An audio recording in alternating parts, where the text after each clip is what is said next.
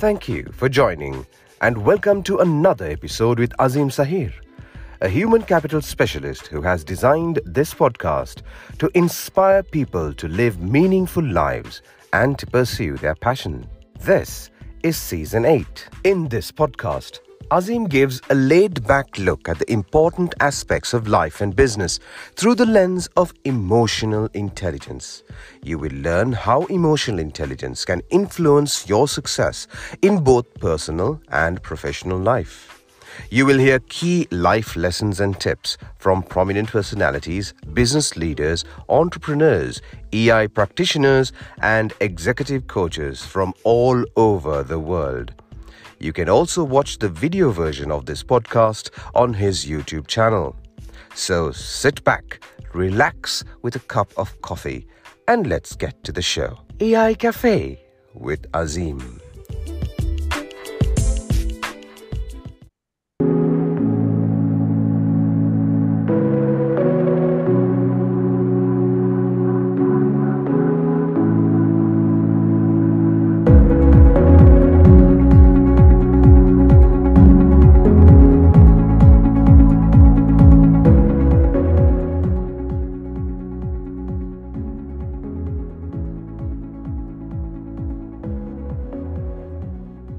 In this rapidly advancing technological era, AI or artificial intelligence has emerged as a force to be reckoned with, raising important questions about its impact on human emotions and our very sense of companionship. How is our evolving relationship between artificial intelligence and human emotions? Is it competition or companion? A very warm welcome to a brand new season of AI Cafe with Azim. I am your host Azim Sahir, a human capital specialist, a Lego Serious Play facilitator, ICF certified PCC level coach, emotional intelligence and emotional culture practitioner. I'm one of the lead facilitator at Luminate Learning Solutions, and I am thrilled to be back for another episode filled with valuable learning. In the next 30 minutes, we'll be embarked on an intriguing journey, exploring insightful topics and expanding our knowledge base. So grab a cup of coffee, your favorite beverage, sit back and get ready for enriching experience at EI Cafe. Let's dive in. In today's episode, we are going to talk about something really interesting. Artificial intelligence. Is it a competition or a companion for emotional being? To have this conversation, I do have a guest joining me. Let me introduce this individual. He is a Forbes leader member, a multi-time successful entrepreneur who is also a Goldman EICC and ICF certified coach, a member of American Psychological Association, and a member of International Leadership Association. Let me welcome Nabil, founder and CEO at AI for Emotional Intelligence.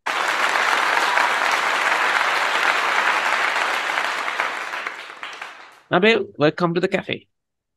Hi, Azim. Thank you for having me. Yeah. So, Nabil, thank you very much for your spending your valuable time with us to have a discussion. Very trending topic these days. Wherever you hear, it's about AI. I saw that how Google is coming up with something new, and we are hearing that ChatGPT 5 coming up. A lot of people are threatened at this moment. Not sure the jobs will be there or no, right? So I'm thought of having you to discuss this because you say AI for emotional intelligence. I thought, why not have Nabil for AI? Is it a competition or companion to discuss this particular topic? Nabil, let's get started. Let me ask you this.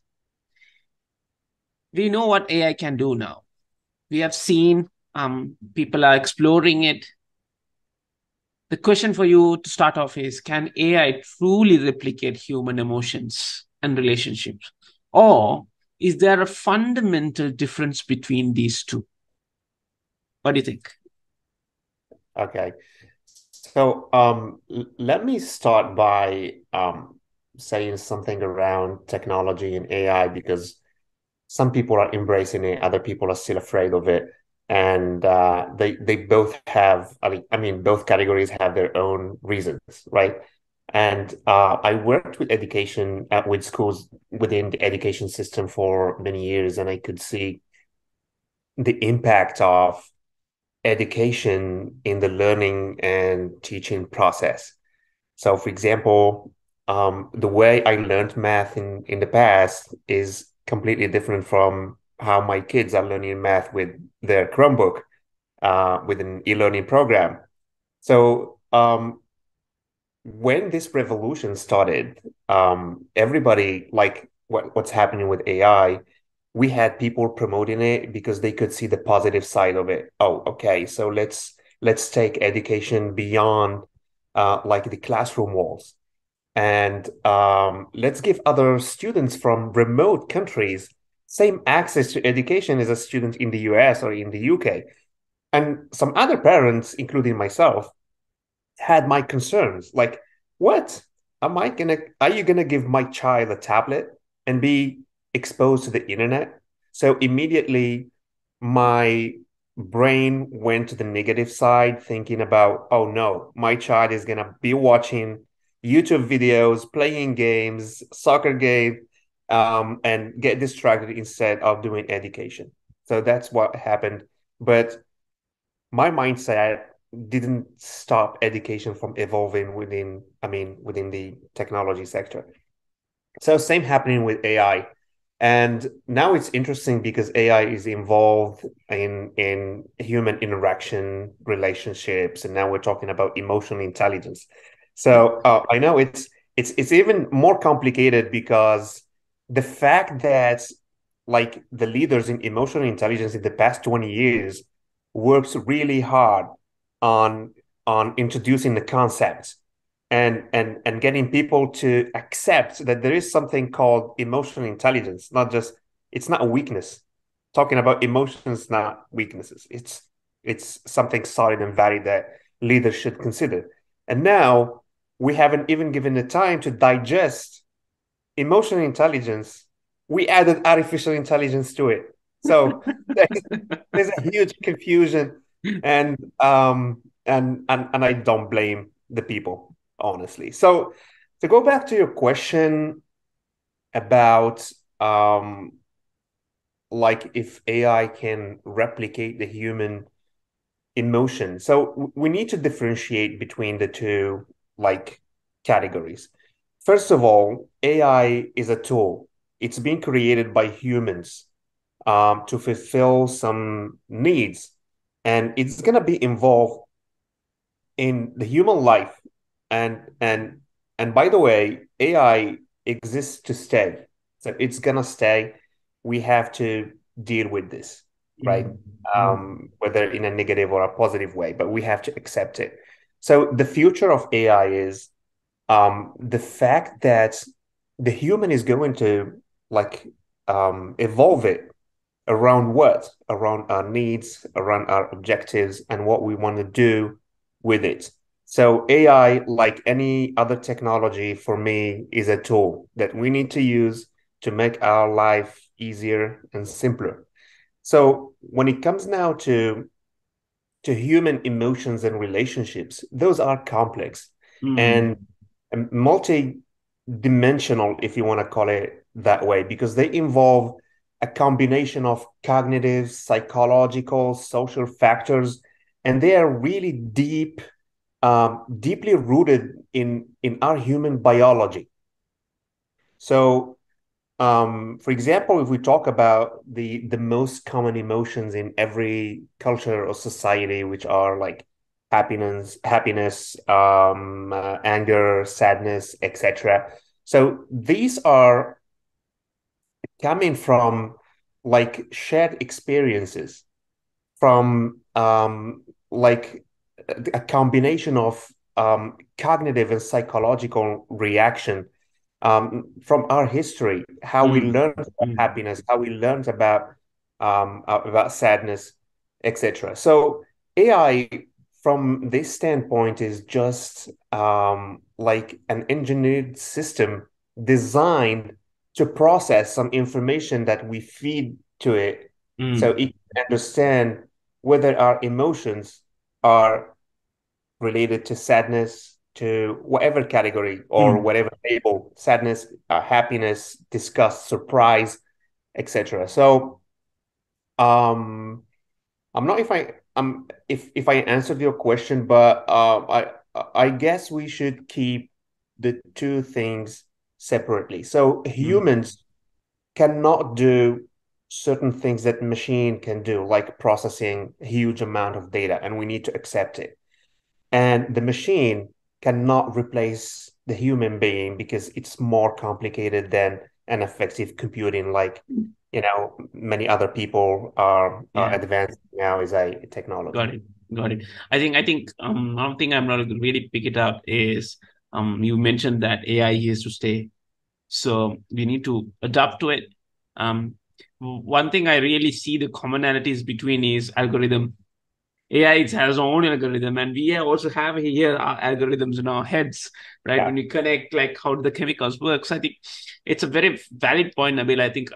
I can't agree on more because we need to adapt, and that's why the whole topic I came is it a competition? Are we creating a competition? Because that's how the social media, all the media is trying to create. It's trying to create a competition. Look, it is very scary. It's very dangerous.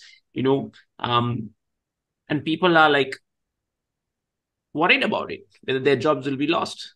And that's the game. That's the game. I think people need to upskill them to really bang on it. So thank you very much for sharing that particular insight on that particular question. I'm really curious, like, how can AI program to understand and respond to human emotion in a way that complements and enhance our emotional lives? What would be, how can we do that? Can AI really get programmed on such thing? Has there yeah, any examples or kind of live examples? Do we have anything like that?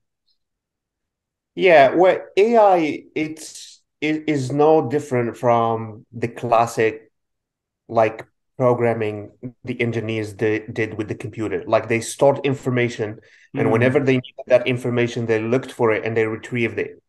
AI has the same logic, but with the advanced technology now, AI can also reason. It can think with you, it can learn from you, and it can remember. So, like if we're talking about AI within the coaching industry, if you're mm, having a coaching session and you're talking to me, coaching me, after the coaching session, you're gonna only remember 20 to 30% of what I absolutely. told you, right? So Absolutely. if the machine is gonna remember 100%, that's powerful.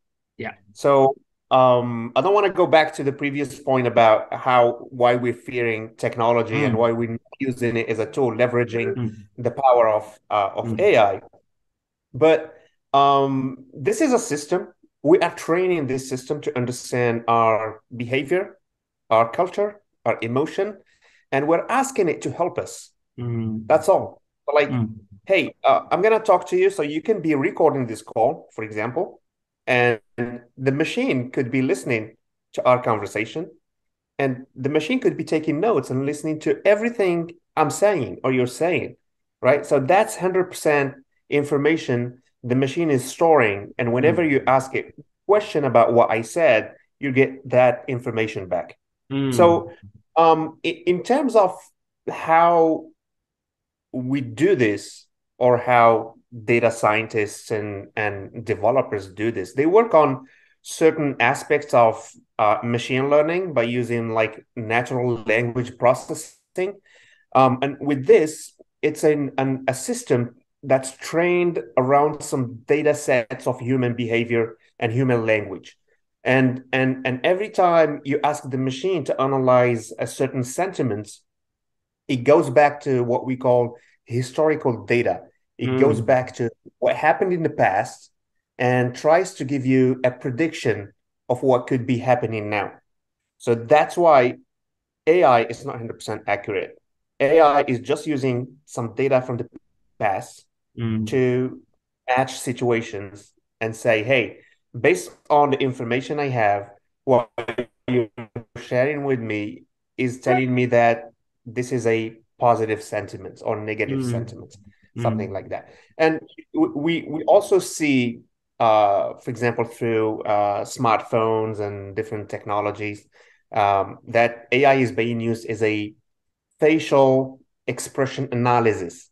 So it uses some algorithms Yeah. to analyze facial expressions. And how did it learn that? Because we told the machine how a smile looks like on a face. Yeah. Because psychologists and scientists in the past describe how a genuine smile looks Mm. like on a human face. Mm. So Mm. if we get that information and feed it to the machine, whenever It we put a recognizes. camera in front of a face, it will tell you if that face is smiling, if it's a sad face, if it's a disgusted face, etc. And there's a lot of like technology evolving around Mm. this, and it's Mm. it's Mm. growing like mushrooms in the woods. There's speech and voice recognition. There's a machine that understands all of this. It can Mm. do Mm. facial expression analysis, Mm. sentiment analysis, and reinforcement learning, Mm. which Mm. means if you're using your personal AI every day, after 2 years, AI will learn your habits, will learn your like favorite colors, Mm. how you drink your coffee, how Mm. you read your newspaper, how you react in situations. Mm. Mm. So, and that's powerful because whenever you need that AI, so imagine if that AI is traveling with you like your coach, and you say, "Hey, I have this situation. How can I deal with it?" So the machine is going to go back to you and to the data you gave it for the last 2 years and And track it. analyze that data Mm. and find the right pattern by using Mm. complex algorithms to say, hey, based on your personality, how you talk, how you react, Mm. and what I learned about Mm. you, you should do this way. Mm. So that's how the machine learning learns. So it's initially programming, feed it feed it some data, but it's smart enough to learn with time. So Recognize the that's patterns. yeah. So that's why ChatGPT exists, Mm. because ChatGPT has been trained on trillions and trillions of past data from past situations from people. And now, if we keep using it, it's learning from us today, Mm. Mm. Mm. right? So it Interesting. can be better in the future. Wow. That's whole lot of information how it can program. Now, but I don't know whether it's a concern or is it need to be worried as per you said about pattern and learning, etc., etc., etc.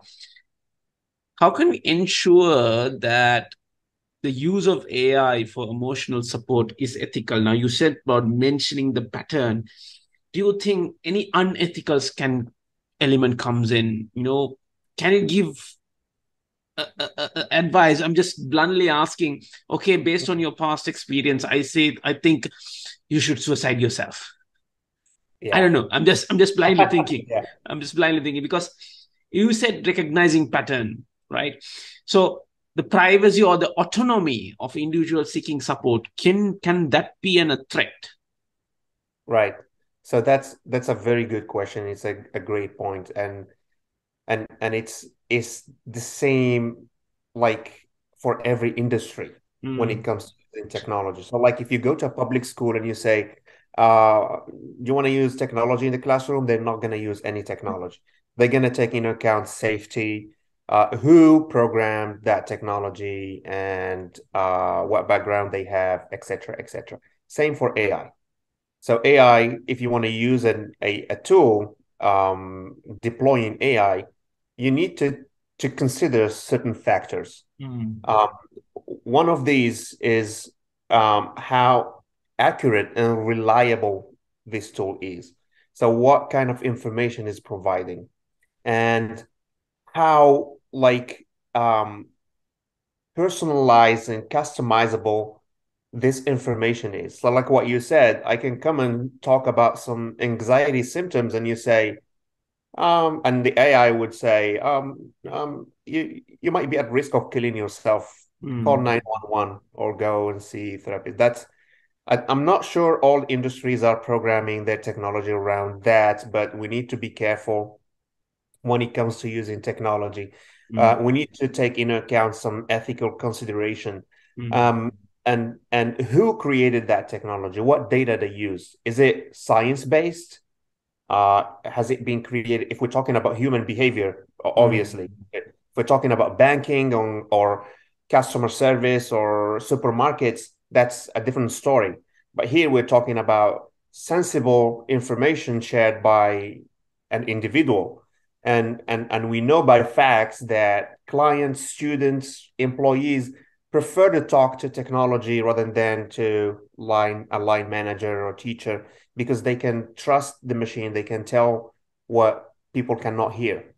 So if we're going to use the tool that way, we need to make sure that whoever programmed that tool has the credibility and enough knowledge and expertise in what they talk about. So that's why whatever technology you're using when it comes to coaching, it's difficult that you find a specialized AI. So like all the AI you're using. So if you're talking about ChatGPT, you can ask any question. You won't get specific answers. It gives you random answers. But it's smart because the algorithms that's being trained on recognize like offensive words, recognize some patterns that can lead to suicide or can lead to violence and that kind of stuff. And what happens? It stops you there and says, "Hey, I am an AI tool. I cannot help you with this problem. Yeah. I would recommend that you go see a therapist." Same way a normal coach does, because if you're coaching somebody and they come to you and say, "Hey, I have a depression. What can I do?"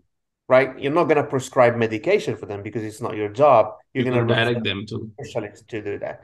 So yeah, I think it's really crucial and it's important that we are careful when we select the tools using AI. We need to understand where it's coming from and who made that tool. Absolutely. I think I totally agree with it. And then I can remember like a couple of weeks ago, I was part of a session, and I remember that this presenter presented. It's a coaching. It was coaching week a couple of weeks ago, so it was part of a coaching presentation. So the presenter said there was a client was tested with two elements. One is a real human, another one on a chat bot coach, and when they returned, they asked like, "Whom do you want?" He don't know who's a chat bot and who was the real coach. And let's say A and B. B is a bot. Then person said, "I really like the way the bot or the person B interacted." So it was like unbelievable, right? That how that it has been programmed and now they get connecting it. So on that note, I think we need to really evolve and really adapt, as you mentioned in the earlier in the conversation, that we need to really use it wisely, right? We should make sure that we don't manipulate it, create the pattern which can harm someone. I think that's what it's more important when it comes to, especially in emotional support conversations, like coaching conversation. Now, why I'm asking is this: like, where are we heading, Nabil? What is the future of AI and emotional support? What is it going to be look like in another 5 to 10 years? I don't know. 5 to 10 years also might be 6 months or 12 months. I don't know. Oh man, I'm worried about what's going to happen next week because this is changing so fast, and I am optimistic. This is improving because going back to your example about that coaching session, so now the machine as it is now is biased and it provides like aggressive recommendations and something that people want to hear, right? Because if you go to a coaching session, you want solutions. And that's not how coaching works, right? So you prefer to talk to the machine because the machine gives you things to do. The coach is driving a whole different conversation with you, trying to go beneath the surface, deep dive, trying to understand, what's holding you back, how you can get unstuck from that situation. So a lot of work over here. Yes. So the machine cannot do that right now with the current technology. And I personally believe, many other like operators in this sector might disagree with me. I do not believe in effective computing, that a machine someday is going to have emotions and start acting like a human being. That's not going to happen anytime in the future, not ever. And this is based on science, research, my personal belief, and etc. But I can see this technology leading to great achievements because it's making people's life really easy. If we're talking about coaching, in the coaching industry, I mean, in the classic coaching style, you had to do a lot of hard work, admin stuff, ask questions. Now the machine can do that. It can take notes. Like today, we're talking on Zoom. The machine can take notes for you and me, and it can share that after our call. And that's what's going to happen around AI. So what I expect AI to perform well is first in privacy and data protection. So I mean, it needs to be built around strict measures to safeguard the personal and emotional data because people are going to come there with their personal issues, professional issues. We need to identify the rules and the policies on how to access that information, how to use that information, and how you can consent access to that information. Sometimes I talk to somebody in not on the phone, just while having coffee about a topic, and then I go on my phone and I get ads about that specific topic. So that's unbelievable how That's the machine. scary, not unbelievable. That's My scary. gosh, it's you can Google something just for Yeah, your general interest, and you you'll see find it. all the ads on Facebook and on LinkedIn, everywhere you go, you get bombarded by those ads. So we need to take that seriously in the future for whoever is going to keep developing AI. So for now, we have just two big players. We have Mm, OpenAI, and now Google is merging. OpenAI now is working with Microsoft, and I think we need more competition on mm, this, and mm, competition will create these mm, standards. Um, the the challenge that AI has now, and it should improve in the future, is uh, delivering like personal experiences. So for now, mm, we're using historical data and we're using that data on everybody. So like I'm using past data to predict Azim's mm, emotion, my emotion, somebody else's emotion. It shouldn't be the case in the future. We need to work on more customization, more transparency, mm, and in providing those mm, like predictions. And on top of that, we should always give the human being the power to make a final decision. So AI as a tool, it should only give predictions and give mm. advice or Yeah, recommendations. yeah. It's up to the human being to make a Mm, final decision. And as I mentioned, for now it's biased because if you ask about if you talk about a problem, the machine is going to give you a solution based on its own data. So, like having a solution from a human being based on how that human coach views the situation, and that's wrong. So, we yeah. need to have an unbiased Mm, technology that has like fairness in mitigating the problem mm, and providing mm, that mm, oversight mm, and accountability process mm. to follow. Brilliant. Wow. Obviously the ethics and compliance and all that Yeah. stuff, I think it shouldn't be a problem in the future. I mean, it's gonna be improved. I'm not worried about policies and like law behind this. I'm more worried about like efficiency and the use case, how this is going to serve me 10 years from now, Mm, because now it's exciting. It's wow, Chat mm, GPT. I mm, can talk to Alexa. It can turn off the TV from here. It can add milk to my shopping list. It's beautiful. But how this is going to be evolved around emotions and human relationship, and we learned this from previous industrial revolutions. Mm. If we just talk about a Nokia, that I used to have a Nokia phone and now I have a smartphone, there's no way to compare between the two. But when the Nokia was invented, I was so excited about it because I could talk to people. We just need to visualize how this is going to be like in terms of real life, how this is Mm. going to help me in my Mm. life, because Mm. in 10 years, my children are going to be like this. My lifestyle is going to be like this. How do I want AI to be in my life? Or we're just going to stay here and wait for new technologies to come up and invade our life, and then we deal with it. So Nabil, I know they're just coming to the end. I just want to know, like you mentioned about your kid and the future, how it's going to be.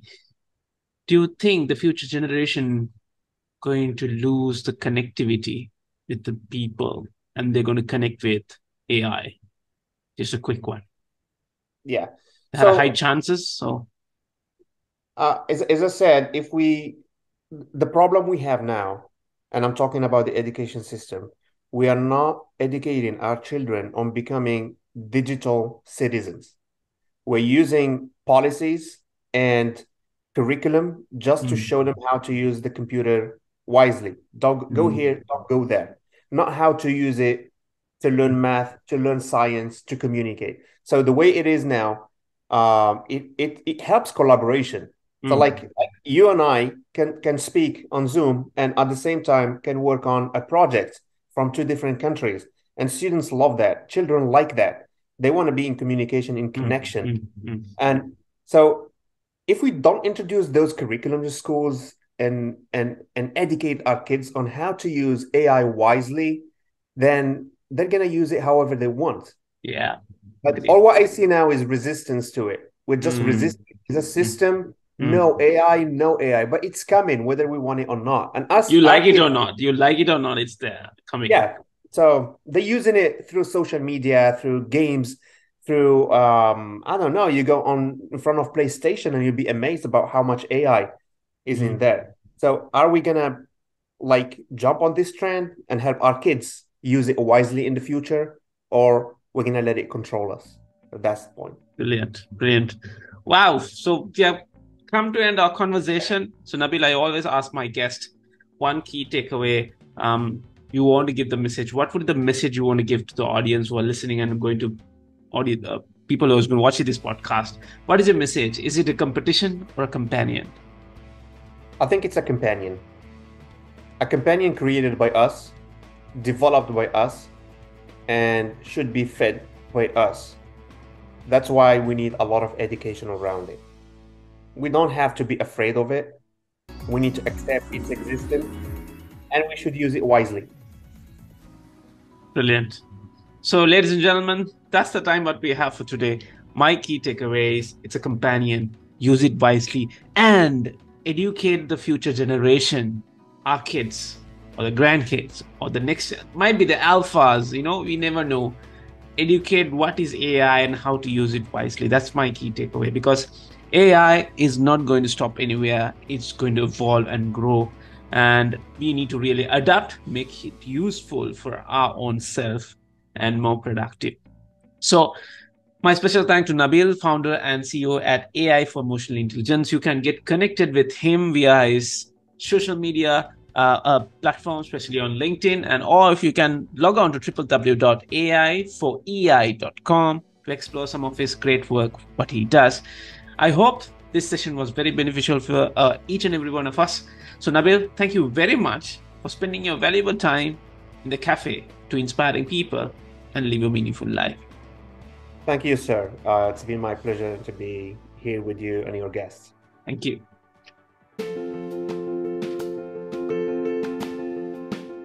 Thank you for tuning in to this podcast of EI Cafe with Azim. We sure do hope you enjoyed it, and if you have any questions, please do reach out. If you haven't done so already, make sure you subscribe to the show that is available on all major podcast platforms so you're notified when a new episode is posted. Please rate, review, and leave a comment and share it with your friends. Thank you so much for listening.